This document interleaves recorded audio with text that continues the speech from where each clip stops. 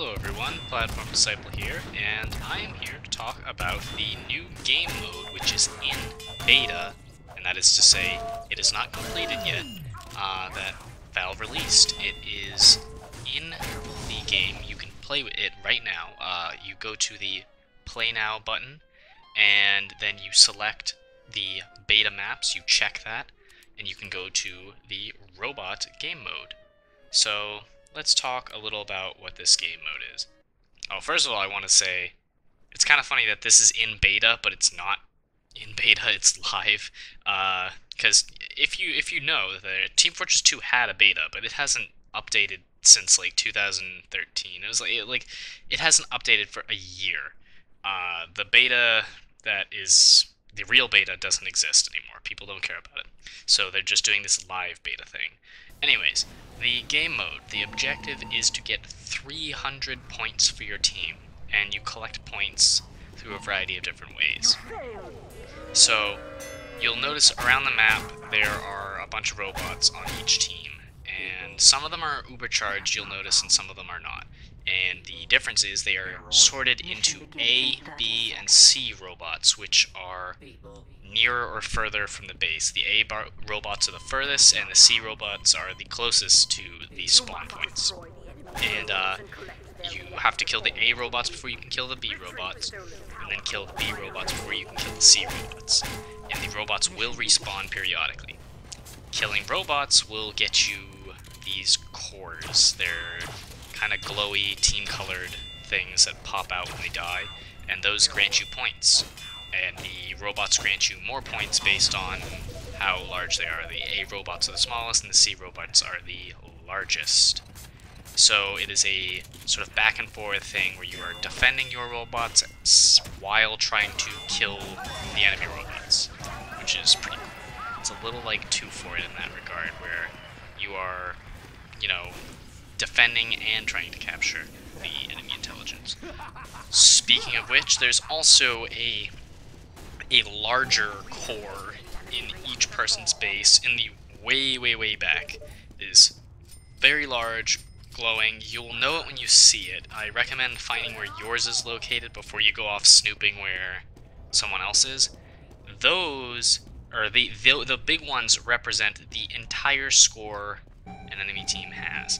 If you go into their base, you can take that, and it will take some of their existing points, and you will attempt to bring it to your base. If you successfully bring it to your base, you will transfer those points from their team to your team. Standing where the cores spawned while holding the core will charge it up.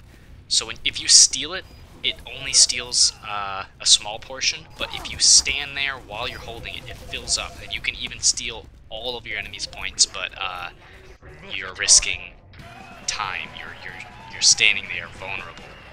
So you have to weigh between whether you want to try to steal the points that you can get in a short period of time, or try to wait it out and get all their points.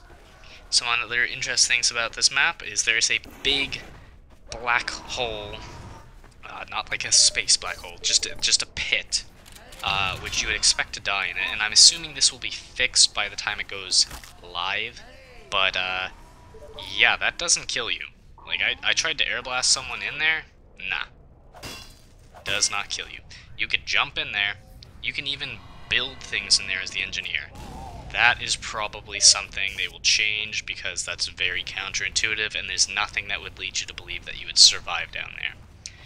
Other things worth knowing are the robots are actually, so they don't fight back at all, but they have quite a lot of health, so I recommend either using something like a flamethrower or minigun that doesn't have a clip size, so you can just spray them down instantly, or even melee weapons. Because if you're using something like the rocket launcher, you can't kill that in 4 shots, which is not something you'd think, given that they're relatively small, but they're very durable.